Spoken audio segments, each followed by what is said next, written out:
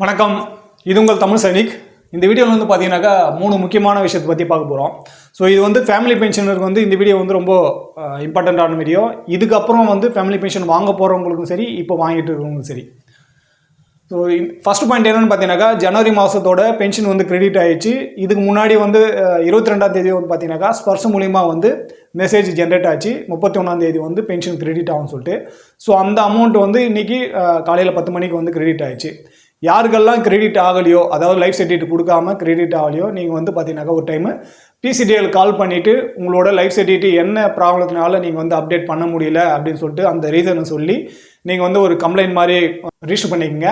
So அந்த token number வச்சுட்டு next time நீங்கள் வந்து எப்போ லைஃப் சர்டிஃபிகேட் வந்து சப்மிட் பண்ணீங்களோ அது மூலிமா நீங்கள் வந்து அடுத்த மாதம் இல்லை அதுக்கு அடுத்த மாதம் நீங்கள் வந்து எப்போ லைஃப் சர்டிஃபிகேட் கொடுக்குறீங்களோ அப்போ வந்து நீங்கள் பென்ஷன் வாங்கிறதுக்காக வந்து வசதியாக இருக்கும். ஸோ யாரெல்லாம் லைஃப் சர்டிஃபிகேட் சப்மிட் பண்ணாமல் உங்களுக்கு வந்து பென்ஷன் ஸ்டாப் ஆகிருக்கோ, நீங்கள் வந்து பார்த்தீங்கன்னாக்கா ஒரு டைம் பிசிடிஎல் வந்து கால் பண்ணிவிட்டு என்ன ரீசன்னால நீங்கள் வந்து லைஃப் சர்டிஃபிகேட் கொடுக்க முடியல அப்படின்ற அந்த ரீசன் வந்து நீங்கள் மென்ஷன் பண்ணிவிட்டு ஒரு கம்ப்ளைண்ட் வந்து ரைஸ் பண்ணிக்கோங்க. செகண்ட் பாயிண்ட் என்னன்னு பார்த்தீங்கன்னாக்கா, நிறைய பென்ஷனருக்கு வந்து இதுக்கு முன்னாடி வந்து எது மூலிமா பென்ஷன் கிடைச்சிருந்தாச்சு அப்படின்னு சொல்லிட்டு எங்கே வந்து செக் பண்ணுறது அப்படின்னு சொல்லிட்டு உங்களுக்கு வந்து குழப்பமாக இருந்திருக்கும். ஸோ இப்போ வந்து நீங்கள் பிபிஓ வந்து பார்த்துட்டு இருக்கீங்க. இந்த பிபிஓவில் வந்து பார்த்தீங்கன்னாக்கா பென்ஷன் டிஸ்ட்ரிபியூஷன் ஆஃபீஸ் வந்து பார்த்தீங்கன்னாக்கா இங்கே பேங்க் நேம் வந்து கொடுத்துருக்காங்க. ஸோ இந்த மாதிரி யாருக்கெல்லாம் வந்து பேங்க் கொடுத்துருக்காங்களோ நீங்கள்லாம் பார்த்தீங்கன்னாக்கா சிபிபிசி பென்ஷனராக இருப்பீங்க. யாருக்கெல்லாம் வந்து இந்த கீழே இருக்கிற ஒரு 2 லைன் 3 லைனுக்குள்ளே பார்த்தீங்கன்னாக்கா டிபிடிஓன்னு பென்ஷனாக இருக்கும். ஸோ அந்த அவங்களுக்கெல்லாம் பார்த்தீங்கன்னாக்கா டிபிடிஓ பென்ஷனாக இருப்பீங்க. ஸோ உங்களுக்கு வந்து இதுக்கு முன்னாடி ஸ்பர்ஸில் மைக்ரேட் ஆகிறதுக்கு முன்னாடி ஏதாவது பேலன்ஸ் அமௌண்ட் வந்து பெண்டிங் இருக்குது அப்படின்ற பட்சத்தில் அந்த அமௌண்ட்டு நீங்கள் வந்து கிளைம் பண்ணி வாங்குறீங்கனாக்கா நீங்கள் வந்து நான் பேமெண்ட் சர்டிஃபிகேட் வந்து டிபிடிஓ பென்ஷனர் வந்து டிபிடிஓ கிட்ட வந்து நான் பேமெண்ட் சர்டிஃபிகேட் வாங்கணும். சிபிபிசி பென்ஷனர் வந்து சிபிபிசி கிட்ட வந்து நான் பேமெண்ட் சர்டிஃபிகேட் வாங்கணும். ஸோ நீங்கள் வந்து எந்த டிஸ்ட்ரிபியூஷன் ஏஜென்சி கிட்டேருந்து பென்ஷன் வாங்கிட்டு இருந்தீங்களோ அவங்க கிட்டேருந்து அந்த நான் பேமெண்ட் சர்டிஃபிகேட் வாங்கிறதுக்கு வந்து நீங்கள் இங்கேருந்து நீங்கள் யார்கிட்டேருந்து பென்ஷன் வாங்கினீங்கன்னு சொல்லிட்டு நீங்கள் தெரிஞ்சுக்கலாம். ஸோ 3வது பாயிண்ட் பார்க்கறதுக்கு முன்னாடி என்னோட வேண்டுகோள் என்னன்னு பார்த்தீங்கன்னாக்கா, ஃபஸ்ட் டைம் நம்ம சேனல் பார்க்குறவங்க மறக்காம சேனல் சப்ஸ்கிரைப் பண்ணிக்கோங்க. பக்கத்தில் இருக்க பெல் ஐக்கான் கிளிக் பண்ணிவிட்டு அதே போல் சேனலில் இருக்கிற எல்லா வீடியோவும் பாருங்கள்.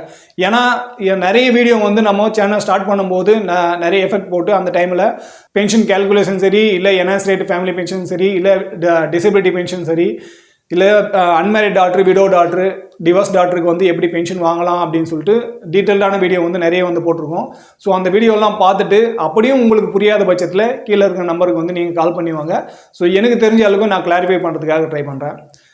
3வது பாயிண்ட் வந்து பார்த்தீங்கன்னாக்கா, பிபிஓவில் வந்து enhanced rate of family pension வந்து எங்கே மென்ஷன் பண்ணியிருப்பாங்க, அது வந்து நம்மளுக்கு கிடைச்சிருக்கா கிடைக்கலையான்னு சொல்லிட்டு எப்படி செக் பண்ணணும் அப்படின்னு சொல்லிட்டு தான் 3வது பாயிண்ட்டு.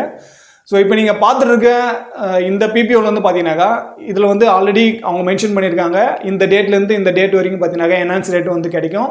அதுக்கு அடுத்து வந்து பார்த்தீங்கன்னாக்கா நார்மல் ரேட் வந்து எந்த டேட்லேருந்து ஸ்டார்ட் ஆகும் சொல்லிட்டு அதை வந்து இப்போ நம்ம போர்டில் பார்க்கலாம். ஸோ அந்த பிபிஓவில் நீங்கள் ஏற்கனவே பார்த்த மாதிரி என்ஹான்ஸ் ரேட்டும் வந்து மென்ஷன் பண்ணியிருக்காங்க, அதே போல் நார்மல் ரேட்டும் வந்து மென்ஷன் பண்ணியிருக்காங்க. அவங்களோட என்ஹான்ஸ் ரேட் வந்து என்னைக்கு டேட்லேருந்து ஸ்டார்ட் ஆகிருக்குனாக்கா அவங்களோட கணவர் வந்து என்னைக்கு இறந்தாரோ அந்த டேட்லேருந்து பார்த்தீங்கன்னாக்கா அவங்களுக்கு என்ஹான்ஸ் ரேட் வந்து ஸ்டார்ட் ஆகிருக்கு. ஸோ இங்கே 19/4/2006 ஸ்டார்ட் ஆகிருக்கு.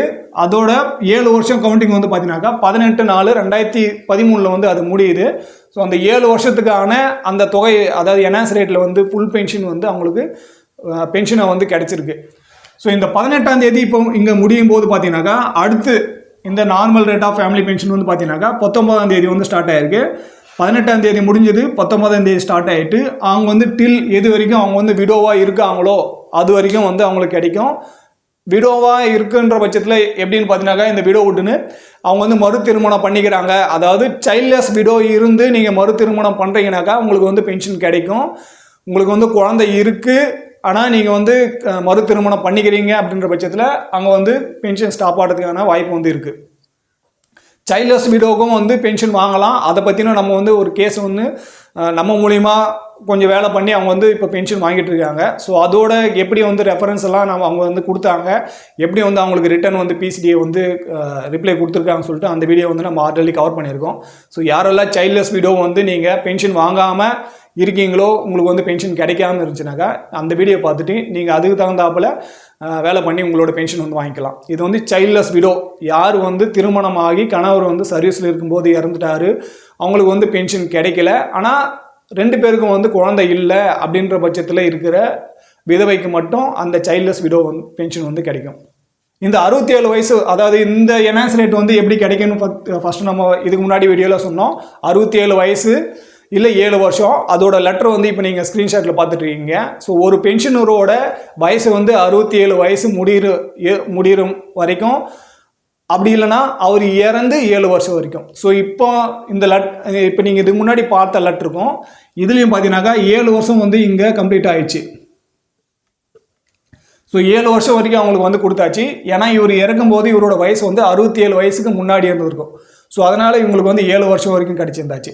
ஸோ இவங்க இறக்கும்போது ஒரு 62 வயசோ இல்லை 63 வயசுல இறக்குறாங்கன்னாக்கா, ஸோ அந்த பேலன்ஸ் இருக்கிற 67 வயசு கம்ப்ளீட் ஆகும்போது எவ்வளோ வருஷம் வந்து இருக்கோ அந்த அவ்வளோ நாள் வந்து அவங்களுக்கு வந்து கிடைச்சிருக்கும். ஸோ அந்த டேட் ஆஃப் பர்த் வந்து பார்த்தீங்கன்னாக்கா பென்ஷனரோட டேட் ஆஃப் பர்த் என்னவோ அது பிரகாரம் தான் அதோட கவுண்டிங் ஆகும்.